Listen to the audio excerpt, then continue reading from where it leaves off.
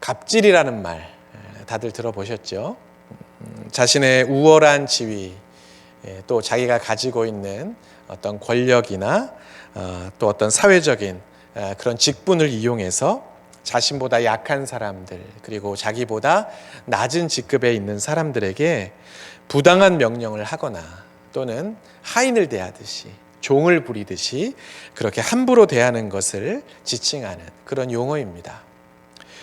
불과 몇 년 전까지만 해도 이 갑질이라는 말을 우리는 잘 사용하지 않았습니다. 그런데 최근 들어서 이 갑질이라는 단어를 우리가 참 많이 사용하고 있죠. 그만큼 사회적인 그런 문제가 되고 있다는 그런 반증일 것입니다. 올 한 해 우리나라를 떠들썩하게 했던 여러 가지 많은 사건, 사고들이 있었는데 특별히 몇몇 교사들이 자살하는 그런 소식들이 우리에게 종종 들려왔습니다. 그 교사들의 자살 소식 뒤에는 학부모들의 갑질이 있었다는 게 조사 결과 드러나기도 했습니다. 소비자들이 매장 직원들을 함부로 대하는 그런 갑질은 우리가 워낙 많이 들어서 잘 알고 있는 그런 내용이고요. 직장 상사들이 부하 직원들에게 갑질을 하는 것 역시 자주 일어나는 그런 일입니다. 며칠 전에는 어떤 중소기업에 일하던 한 직원이 사장님께 SNS로 사진을 찍어서 그 사진과 함께 이 직장을 그만두겠다고, 잘 지내시라고 하면서 인사를 했는데, 그 내용을 이렇게 알아보니까 그 중소기업의 그 사장님이 그 회사에 자기 지인들, 친구라든지 주변 사람들을 이렇게 자주 불러다가 배달 음식을 잔뜩 시켜 먹고는 그 사무실에 그냥 그것을 두고 이렇게 퇴근을 했다는 거예요. 그래서 이 직원이 내가 여기에 와서 일을 하는 것은 내 일이지만 이렇게 사장님이 사적으로 사람들을 불러다가 이렇게 지저분하게 해놓은 것들을 치울 이유는 내가 없다 해서 그 사장님께 그 사진과 함께 자기가 그만두겠다고 그렇게 통보하는 그런 내용을 제가 인터넷을 통해서 보았습니다. 어떤 권력이나 또 지위가 주어지면 사람은 누구나 그것을 마음껏 누리고 싶어하고 자기 마음대로 한 번쯤은 사용하고 싶은 그런 마음들이 일어나는 것 같아요. 그래서 아마도 이런 갑질과 같은 이런 일들이 우리 주변에 발생하는 것이겠죠. 그 마음을 마음껏 누리고 아랫사람들을 마음껏 부리고 싶은 그 마음을 실제로 행동으로 옮기느냐 아니냐의 차이는 있지만 저는 누구에게나 어느 정도 이런 마음들은 다 있다고 그렇게 생각을 합니다. 하지만 반대의 경우도 우리 주변에는 있습니다.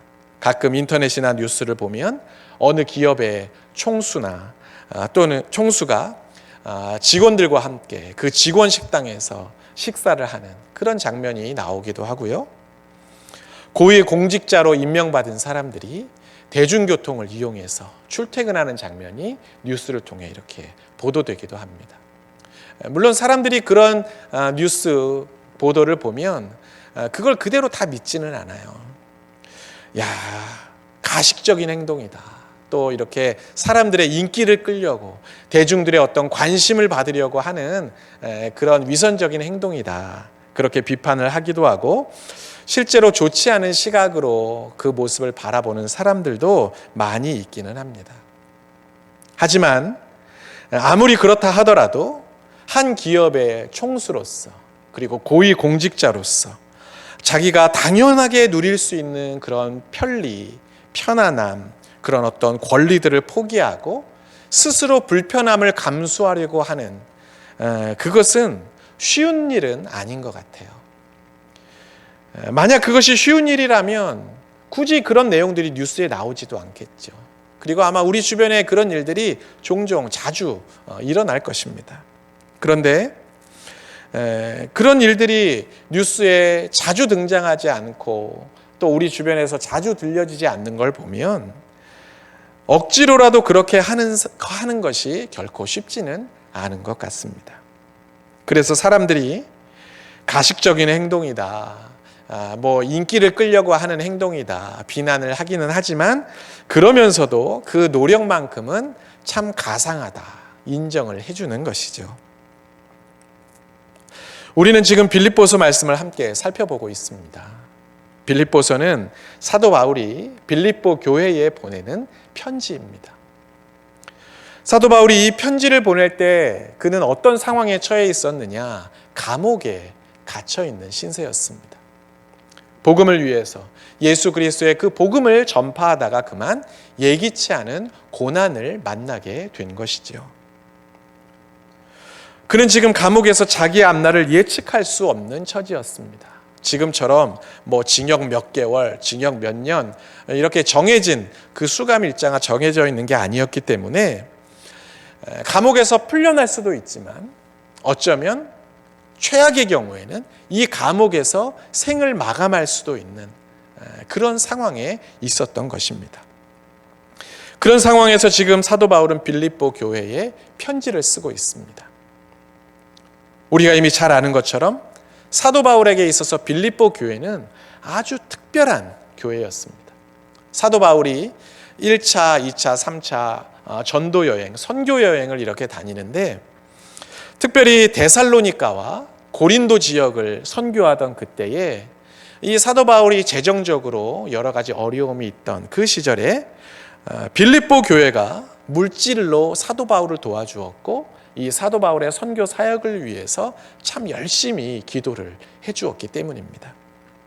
빌립보서 4장 15절과 16절 말씀입니다.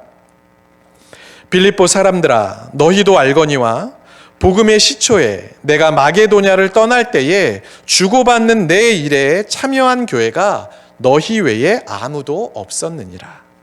데살로니가에 있을 때에도 너희가 한 번뿐 아니라 두 번이나 나의 쓸 것을 보내었도다. 사도 바울이 선교 여행을 하다가 재정적인 어려움이 닥쳤을 때 아무도 그를 도와주지 않던 그 상황에서 이 빌립보 교회만큼은 사도 바울을 물질적으로 도와주었고 그를 특별히 생각해 주었다는 것입니다. 그래서 사도 바울은 빌립보서 1장에서 자신이 이 빌립보 교회를 얼마나 사랑하고 있는지를 아주 당당하게 밝히고 있습니다. 빌립보서 1장 7절과 8절 말씀이에요. 내가 너희 무리를 위하여 이와 같이 생각하는 것이 마땅하니 이는 너희가 내 마음에 있음이며 나의 매임과 복음을 변명함과 확정함에 너희가 다 나와 함께 은혜에 참여한 자가 됨이라. 내가 예수 그리스도의 심장으로 너희 무리를 얼마나 사모하는지 하나님이 내 증인이시니라. 사도 바울이 지금 뭐라고 이야기하고 있어요? 빌립보 교회 성도들아 너희는 항상 내 마음속에 있는 사람들이다. 그렇게 말하고 있어요.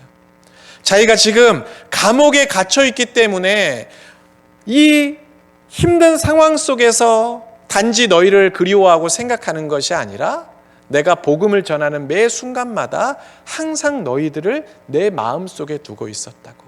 내가 너희를 항상 그리워했다고 그렇게 말하고 있습니다. 그러면서 하나님이 증인이시라고 그렇게까지 이야기하고 있어요. 그렇게 빌립보 교회를 향한 사도 바울의 마음은 너무나 특별했다는 것이죠.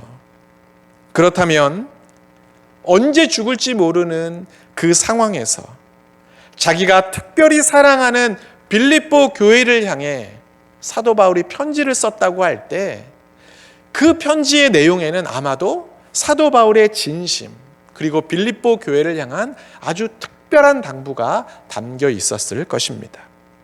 그런 의미에서 우리는 오늘 본문의 말씀을 잘 기억할 필요가 있습니다. 오늘 우리가 읽은 본문은 굉장히 유명한 말씀이에요. 신학적으로 오늘 본문의 내용을 그리스도의 비하와 승귀다 이렇게 표현을 해요. 말이 좀 어렵죠? 그리스도의 비하와 승귀. 비하라는 말은 말 그대로 자신을 비하하는 것, 자기를 낮추는 것을 의미합니다.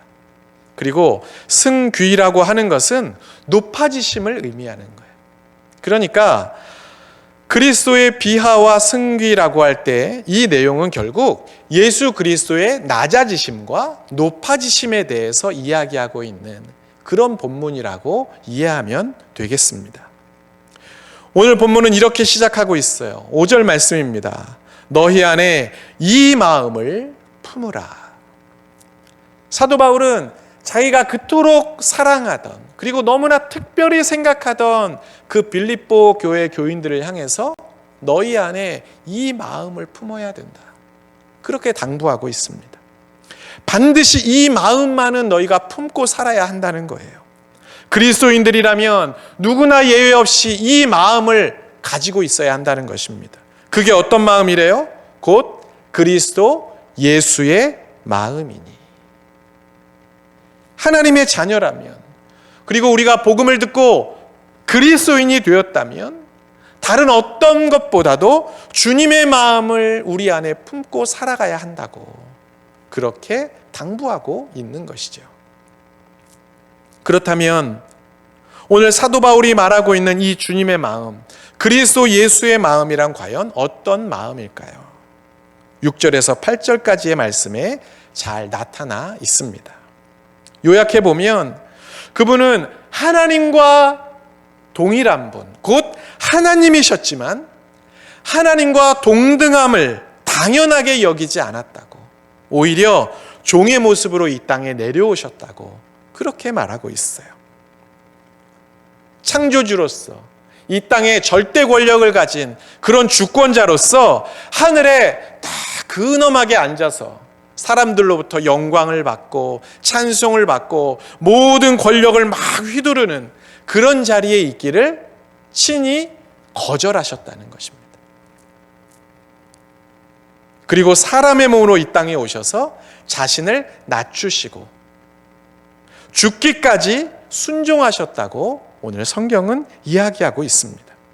결국 오늘 사도 바울이 이야기하고 있는 그리스도 예수의 마음이란 자신에게 주어진 특권을 당연한 것으로 여기지 않고 하나님의 뜻을 위해서라면, 구원의 그 놀라운 뜻을 위해서라면 기꺼이 자기가 가지고 있는 모든 것을 포기할 수 있는 그런 마음, 그렇게 자신을 완전히 비울 수 있는 그 마음을 의미하는 것임을 알 수가 있어요. 그런데 그렇게 죽기까지 예수님께서 복종하셨을 때 어떤 일이 일어났다고 말하고 있어요? 하나님께서 그분을 다시 높여주시는 역사가 일어났다고 이야기합니다. 모든 이름 위에 가장 위대한 이름이 되게 하셨고, 모든 사람들이 예수님 앞에 무릎을 꿇고 이분이 바로 나의 주님이라고, 나의 구원자라고 고백하는 그러한 영광을 얻게 하셨습니다. 여기서 우리가 오해하지 말아야 하는 건 예수님께서 높임을 받기 위해 낮아지신 게 아니라는 거예요. 내가 나중에 내가 이렇게 하면 나중에 내가 높아지겠지, 내가 사람들로부터 영광을 받겠지, 사람들이 나를 칭찬하겠지, 그런 목적, 그런 계산을 가지고 종의 모습으로 이 땅에 오신 게 아니라는 것입니다. 그저 사람인 우리를 구원하시기 위해서, 우리의 죄를 대속하시기 위해서 이 땅에 오셨고 십자가를 지셨을 뿐이에요. 예수님의 낮아짐과 겸손에는 우리를 구원하시려는, 그리고 우리를 사랑하시기 때문에 그 생명을 기꺼이 내어주시려는 그 목적 외에는 다른 것이 없었습니다. 죄인인 우리를 섬기고 우리를 구원하기 위한 목적 외에는 다른 목적이란 없었다는 거예요. 이게 바로 세상과 다른 성경이 말하는 그리스도인의 삶의 신비입니다. 그리고 그리스도인들은 이 원칙대로 살아가야 합니다. 그 원칙이 뭐예요? 나를 비울 때 하나님이 나를 내게 채우시고, 내가 낮아질 때 하나님이 나를 높여주신다는 거예요. 나를 비울 때 하나님이 채우시고, 내가 낮아질 때 하나님이 높이신다는, 바로 그것입니다. 어떤 찬양의 가사 중에 이런 가사가 있어요. 우리가 높아지면 그가 낮추시리. 우리가 낮아지면 그가 높이시리. 하나님이 원하시는 세상으로 나 자신을 낮추는 섬김으로.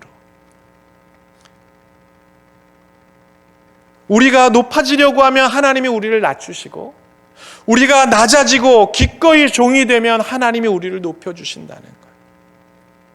그게 바로 성경이 말하는 진리이고 하나님이 일하시는 방법입니다. 여러분, 정말 그래요.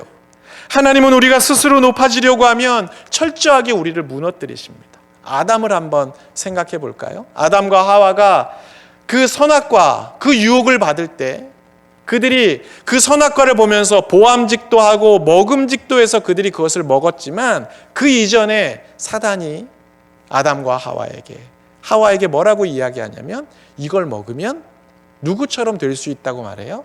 하나님처럼 될 수 있다고. 하나님처럼 되기 위해서 선악과를 먹었다가 그들은 오히려 하나님으로부터 멀어지는 그런 결과를 낳게 되었습니다. 사람들이 하나님께 올라가려고, 우리가 이 탑을 쌓아서 저 하늘까지 올라가자 바벨탑을 쌓았다가 어떻게 됐어요? 하나님이 그 바벨탑을 완전히 무너뜨리셨고 그 백성들을 다 사방으로 흩어버리셨습니다. 하지만 반대로 우리가 내 자신을 비우고 스스로 낮아지면 하나님이 우리를 높여주시겠대요. 물론 높아지기 위해 비우라는 건 아닙니다. 하지만 우리가 그렇게 섬김의 본을 보여주신 예수님의 길을 따라가면 하나님께서 그 예수님을 높여주셨던 것처럼 우리도 그렇게 높여주신다는 거예요. 세상과 완전히 반대인 것이죠. 세상을 한번 생각해 보세요. 세상은 자기에게 주어진 혜택이나 권리를 절대 포기하려고 하지 않습니다. 아니, 오히려 어떻게 하면 내가 더 많이 가질 수 있을까? 더 많이 누릴 수 있을까? 더 많은 것을 내가 차지할 수 있을까? 온통 거기에 혈안이 되어 있습니다. 그래서 높은 자리에 올라가면 그 혜택과 편안함을 너무나 자랑스럽게 누립니다.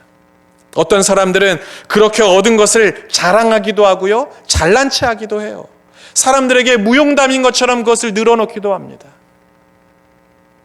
그리고 그 방법이 조금 거칠어지고 잘못되면 뭐가 되는 거예요? 갑질이 되는 것이죠. 갑질하는 사람들이 다른 사람들에게 늘 하는 이야기가 뭐예요?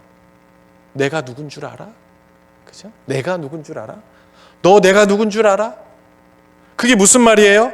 나 이런 사람이니까 나를 너희들이 특별하게 대해야 한다고, 나한테 그 정도의 배려는 해야 된다고, 나한테 그 정도의 혜택은 당연한 거라고, 그렇게 이야기하는 것입니다.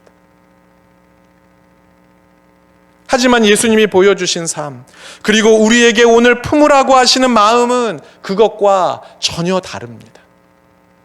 나 이런 사람이니까 특별하게 대해달라고 요구하지 않아요.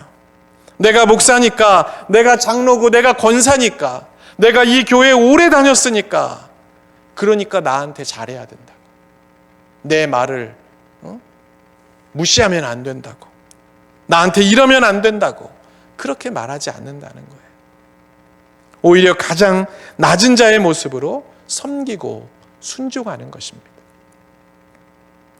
참 마음 아픈 이야기지만 많은 사람들이 교회에 대해서 실망하는 것 중에 하나가 이 조직 문화가, 사람들과의 그 관계가 세상과 전혀 다르지 않다는 거예요. 직장에서는 먼저 입사한 사람이 목소리가 커요. 그렇죠? 직위가 높을수록 힘도 세지고 혜택도 많아집니다.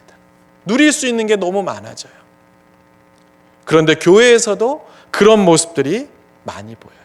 저는 교회에 언제 등록했는지, 등록번호가 몇 번이냐고 그걸 따지면서 싸우는 것도 봤어요. 항존 직분자들 중에는 언제 안수받았는지 그거에 따라서 발언권이 달라지는 경우도 많이 봤습니다. 안수받은 지 얼마 안 됐으면 조용히 하고 있으라는 거예요. 나서지 말고. 사회적인 지위와 권력을 가진 사람이 교회에서도 떵떵거리고 중요한 자리를 차지하고 사람들로부터 인기를 얻는 것을 많이 보았습니다. 반면에 내세울 것 없는 사람은 교회에서도 외면당하는 일들이 아직도 교회 안에 얼마나 많이 있는지 모릅니다.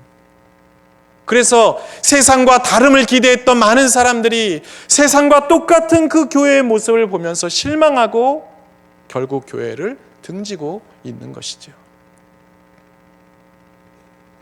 목회자들이라고 다르지 않아요. 섬기려고 하기보다 섬김을 받으려는 모습이 많이 있습니다. 그런데 그런 모습이 결국 사회적인 문제와 갈등을 일으키고 교회 안에 교회를 병들게 하는 것을 자주 봅니다. 그 사실을 우리는 절대로 잊지 말아야 합니다.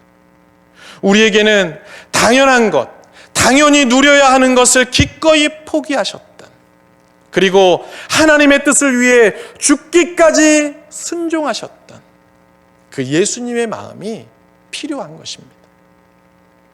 오늘 성경은 예수님께서 이 땅에 오실 때 종의 형체를 가지셨다라고 그렇게 표현하고 있어요. 생각해 보세요. 종은 자기가 드러나거나 또는 어떤 폼나는 일에 나서지 않습니다. 종은 주로 어떤 일을 하고 있어요? 안 좋은 일, 어려운 일, 보이지 않는 일, 힘든 일들을 주로 하는 것이 종이지요. 그게 자기 일이기 때문이에요. 사람들 앞에 나서는 거, 뭔가 폼나는 거, 그럴듯해 보이는 거, 그것을 하는 게 종이 아니에요. 그건 주인의 몫이에요. 종은 그저 주인이 그렇게 드러날 수 있도록 뒤에서 뒷받침해주고 어려운 일, 힘든 일을 하는 것이 바로 종입니다.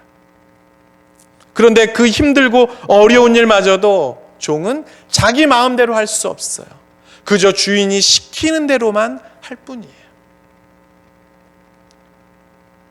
예수님이 우리를 섬기시려고 이 땅에 오신 성탄절을 우리는 3일 앞두고 있습니다.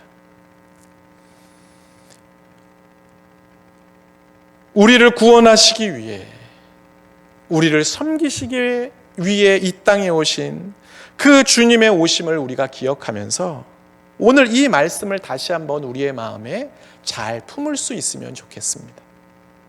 예수님께서 이 땅에 도대체 왜 오셨는지, 그리고 이 땅에 오셔서 어떤 삶을 살았는지, 그 예수님께서는 지금 우리가 어떤 마음으로 이 시대를 살기를 정말 원하시는지, 그것을 다시 한번 생각해 보면서 자기를 낮추시고 죽기까지 순종하셨던 그 예수님의 마음, 그리스도 예수의 마음을 품고 살아갈 수 있는 우리 모두가 되기를 바랍니다.